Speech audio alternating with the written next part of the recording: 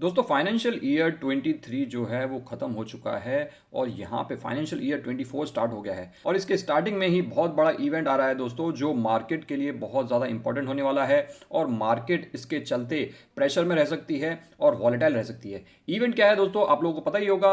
हर दूसरे महीने में आरबीआई की मॉनेटरी पॉलिसी कमेटी की मीटिंग होती है जिसमें डिसाइड किया जाता है कि भाई इन्फ्लेशन को कर्व करने के लिए यहाँ पे कितना रेट हाइक किया जाएगा। और ये मीटिंग फिर से आ रही है आप लोगों के लिए, मंडे से ही स्टार्ट हो जाएगी 3 अप्रैल से, और 3 दिन की मीटिंग होती है जिसका आउटकम आप लोगों को वेंसडे को देखने को मिलेगा। वेंसडे की सुबह को आप लोगों को पता चलेगा कि कितना रेट हाइक हुआ है यहाँ पे, लेकिन जो मार्केट है वो मंडे से यानी कि 3 अप्रैल से ही वॉलेटाइल होना स्टार्ट कर देगी। और ये जो मीटिंग है दोस्तों, इसमें कितना रेट हाइक एक्सपेक्ट किया जा रहा है, तो यहाँ पे 25 बेसिस पॉइंट्स का रेट हाइक एक्सपेक्ट किया जा रहा है विच इज 0.25%। अभी रिसेंटली ही कुछ हफ्ते पहले फेड की मीटिंग हुई थी जो कि यूएस की सेंट्रल बैंक है। वहां पे अगर आप देखोगे तो वहां पे भी 25 बेसिस पॉइंट्स का रेट हाइक हुआ था, जबकि यहां पे बैंकिंग क्राइसिस चल रहा है उसके बावजूद। तो यहां पे आरबीआई से भी यही एक्सपेक्ट किया जा रहा है कि इतना रेट हाइक किया जाएगा। और दोस्तों आप लोगों को बता देना चाहता हूं, सिंस मई 2022 यहां पे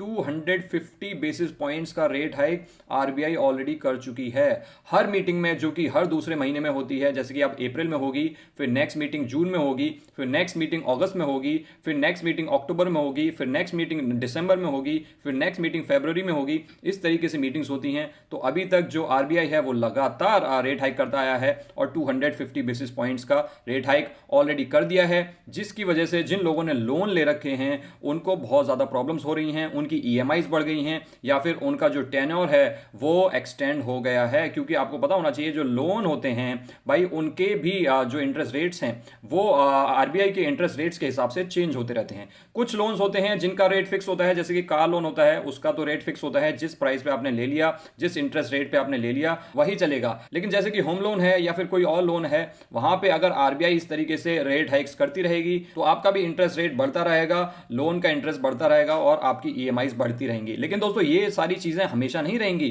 कुछ क्वार्टर्स बाद, कुछ महीनों बाद आरबीआई जो है इन रेट हाइक्स को कम करना भी स्टार्ट करेगी। कम करना स्टार्ट करेगी मतलब कि रेट्स को कट करेगी, क्योंकि भाई अभी तो इन्फ्लेशन को कर्व करने के लिए रेट हाइक्स किए जा रहे हैं जिससे कि लोग बोरो करना कम करें और यहां पे जो डिमांड है लोन्स वगैरह की वो कम हो, जिससे कि इन्फ्लेशन कंट्रोल में आ जाए। लेकिन जैसे ही ये चीजें कंट्रोल में आ जाएंगी वहां पे रेट कट्स कर दिए जाएंगे और आप लोगों ने जो सेविंग्स बैंक में पैसा डाल रखा है, जो आप लोगों ने एफडीआं करा रखी हैं इतने ज्यादा इंटरेस्ट रेट्स पे, वहां पे भी लोगों का जो इंटरेस्ट है वो धीरे धीरे कम होने लग जाएगा और इस तरीके से वापस से पैसे को मार्केट में डाला जाएगा। सो ये सेंट्रल बैंक्स का काम होता है इस तरीके से इकोनॉमी को मैनेज करना। ये आप देख सकते हैं कि फरवरी 2023 में जो आरबीआई की मीटिंग हुई थी, जो लास्ट मीटिंग थी, उसमें भी 25 बेसिस पॉइंट्स का रेट हाइक किया गया था और ये लगातार 6th टाइम था जहां पे इंटरेस्ट रेट्स को बढ़ाया गया था, जो कि मैंने अभी आप लोगों को बताया और समझाया। दोस्तों इसके अलावा एक और इंपॉर्टेंट इवेंट है, ये तो भाई 3 से 6 तारीख तक चलेगा इवेंट और 6 तारीख को इसका आप लोगों को रिएक्शन देखने को मिलेगा मार्केट में।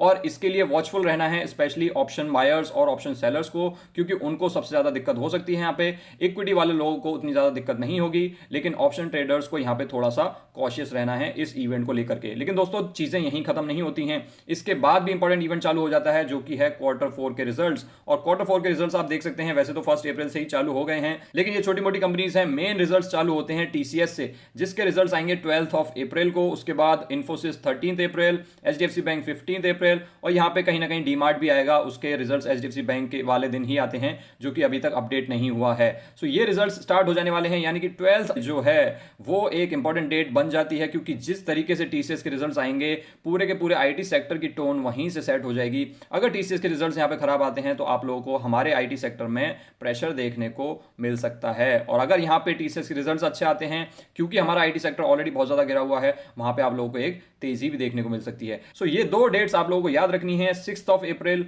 और 12 अप्रैल। ये जो नए फाइनेंशियल ईयर के स्टार्टिंग के 2 वीक्स हैं ये काफी इंपॉर्टेंट होने वाले हैं मार्केट के लिए, जो कि काफी टाइम से स्लगिश चल रही है। निफ्टी 50 ने पिछले 1 साल में 0% के रिटर्न्स दिए हैं। सो ये चीज बहुत ज्यादा इंपॉर्टेंट हो जाने वाली है। लेकिन दोस्तों कोई भी रेट हाइक्स हो, कोई भी आरबीआई की मीटिंग हो या फिर कोई भी क्वार्टरली रिजल्ट्स हो, वो सारी चीजें यहाँ पे बहुत ही शॉर्ट वीडियोस में पोस्ट की जाएंगी। तो उसके लिए आप इस चैनल को सब्सक्राइब कर सकते हैं। और ये मैंने कल एक वीडियो डाली थी रिलायंस के ऊपर जिसमें बहुत बड़ी न्यूज छिपी हुई है, आप ये वीडियो भी चेकआउट कर सकते हैं।